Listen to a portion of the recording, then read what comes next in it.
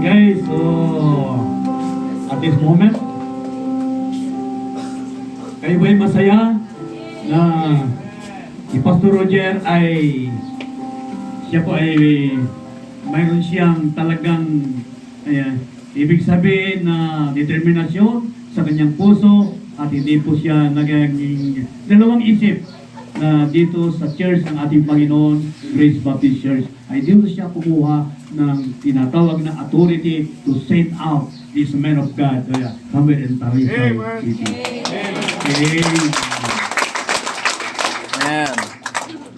Okay, so ayan po, maraming salamat po at ilingin natin Pastor Rex na siya ang unang mag-pray kay Pastor at pagkatapos yan, I will close.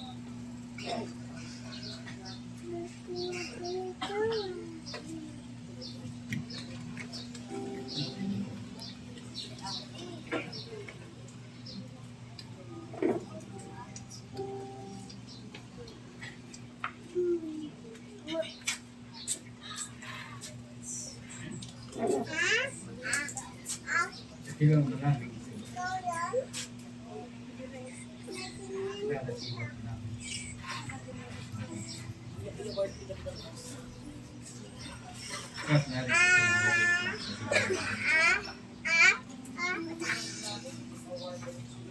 Bigay mo ng Panginoon. Sa iglesia ito, Panginoon. Upang bigyan sila ang karapatan sa huling mag-umpisa. Ang itang gawain sa Panginoon sa malayos lugar sa dahil ng Panginoon. Bilang lingkod po rin yung Panginoon, alam ko po anong hirap. Anong magiging karanasan nang muling magsalita ng isang gawain na magpatuloy na sumawa. Alam ko, Panginoon, hindi ko madali. At yan din po ang ministeryo ng Panginoon. Kaya ang Panginoon natin pong ipinagkakatiwala sa inyong mga kamay, hinihingi ang iyong pagpapalo. Sa inyong pong lingkod na ito, Panginoon, sa kaloob at nagpapalo. Sana, Panginoon, ihanda po ninyo ang kanilang pagpunta sa lugar po ng Panginoon. Upang doon ay kanilang kampanan ng kanilang tungkulin bilang iyong lingkod. Magtatag ng isang iglesia, magtatag ng isang simbahan na maging ilawan, Panginoon, sa lugar na yan.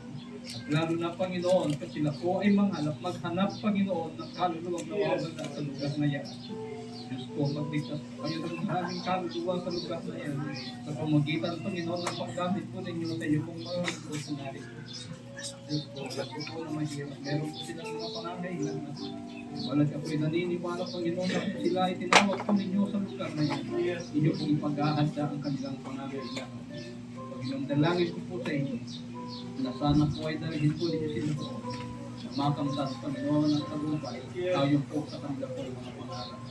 Salamat po, Panginoon, nagpupulit po ako sapagkat ang iglesia ito na napaka humble, Panginoon, na iglesia. Sila po ay magkakaroon ng karapatan ng magiging may nagiging bahagi, Panginoon, sa gawain kanilang itatataas. Diyos ko, gamitin po ninyo ang aming pong simbahan. Gamitin po ninyo ang Grace Baptist Church, Panginoon, na maging magkakabahagi sa ministry, Panginoon, sa lugar po na inyo pong pagdadalhan sa mga kapatid ko ito. Diyos ko, maraming salamat po. Sapagkat patuloy, Panginoon, na inyo pong pinahihintulutan na may mga gawain, Panginoon, na muli pong mabuksan sa iba't ibang mga lugar. Diyos ko, magligtas po kayo ng maraming kaluluwa, lalo na, Panginoon, sa ating po mga kababayan. Salamat po kakilan kayo. Tulungan niyo po ang Panginoon. Napakaroon po ninyo. Hindi pa nga ng pangalan na samahan niyo po sila, Panginoon, sa kanilang po mga pangalan sa inyong gawain. Magligtas po kayo, Panginoon. Maraming kaluluwa. Sa pangalan ni Jesus, ito po ang ating panalangin.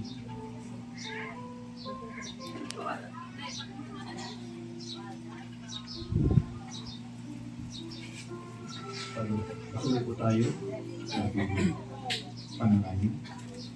Ama namin na sa langit, pinupuri ka namin pa ni Diyos, pinapasalamatan ka. Hindi po kayo nagkulang sa buhay namin. Na kahit ang buhay namin, paning Diyos, ay hindi po kami kaaya-aya. Hindi po kami katanggap-tanggap sa iyong harapan. Marami kami mga nagawang kasalanan. Pero hindi namin magbigay sa iyong gusto natin. Tapos ang mabariwan kami binayaran. Binayaran ang mga kasalanan para hindi na po kami mapapago at hindi na po kami mamamatay. Binigyan kami ng katiyakan ng Diyos sa mga kita sa hiyaya at pinapagkitaan. Hindi po aksidente na kami po ay nagkita-kita at kami po ay sama-sama ngayon sa Diyos na ito. At lalong-lalo na Panginoon Diyos, ang iyong lingkod, sabi ko po si Pastor Roger Caligaw ay hindi po siya nagdalawang isip na kanyang pinili pa ng Diyos itong local church na ito, Grace Baptist Church, para dito siya kukuha pa ng Diyos ang authority, kapangyarihan, para i-send out namin pa ng Diyos at bibigyan namin ng authority pa ng Diyos para itong anak nyo na ito pa ng Diyos ay magiging malaya at siya po ay magamit pa ng Diyos sa Talisay, Batangas. Para ang iyong pangalan ay lalong higit sa lahat ay maikalat sa lugar na yan. At lalong-lalo na marami pang mga tao na umiiyak pa ng Diyos at sila pa'y humingi ng kaligtasan na nagmumula sa Panginoong Kristo. Sa magitan sa iyong mga lingkod, doon po sa doon po sa Talisay, Batangas. Kaya dinadalangin namin itong anak nyo na ito pa ng Diyos. At kanyang iniwanan pa ng Diyos ang kanyang pagka-profesyon, ang kanyang iniwan pa ng Diyos ang kanyang profesyon. At ganoon din ang kanyang trabaho pa ng Diyos ay hindi po siya nag-alinlangan, nag-isip kung ano po ang mangyayari sa kanilang pamilya. Pero ang kanilang binigyan pansin ay walang pa kundi ang iyong ministry, kung saan ang mga tao ay marami pang tao na kailangan ng kaligtasan. Kaya magkulang ngayon pa rin Diyos. Amin po ay dinadalangin itong mga anak nyo na ito, Panginoon Diyos, na bigyan nyo siya ng katapatan, bigyan nyo siya, Panginoon Diyos, ng marami pang kapangyarihan para itong anak nyo na ito ay magamit ng Diyos sa lugar na yan. At ganoon din ang buong membro po ng lugar, yung church na yan, Panginoon Diyos.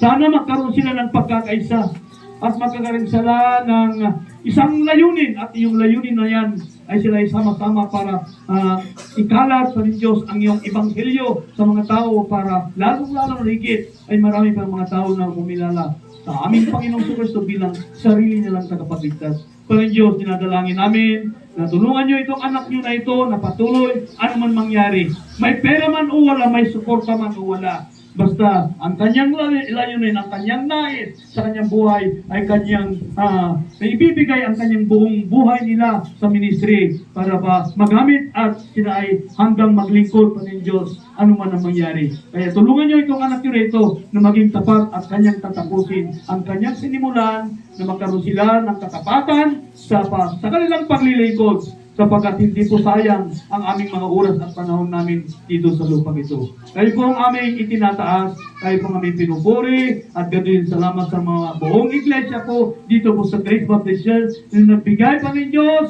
ng init para itong anak nyo ito ay kami po ay magkaroon po kami ng mainit na puso para tulungan at ipag-pray namin. Tulungan namin, Panginoon Diyos, itong anak nyo ito para lalong-lalo na higit sa lahat ay kami po ay mananatiling tapat sa aming paglilingkod. Tulungan nyo kami at patuloy yung ibuhos ang maraming pagpapala. Sa pangalan ni Jesus, itong samot na langit.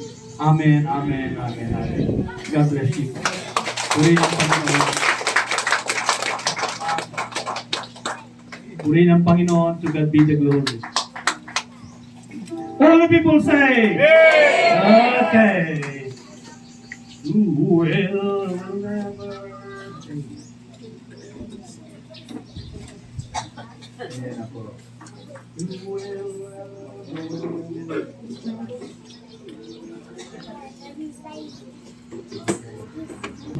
churches, Baptist churches, sa Manila, ay napakalayo ang ating lugar.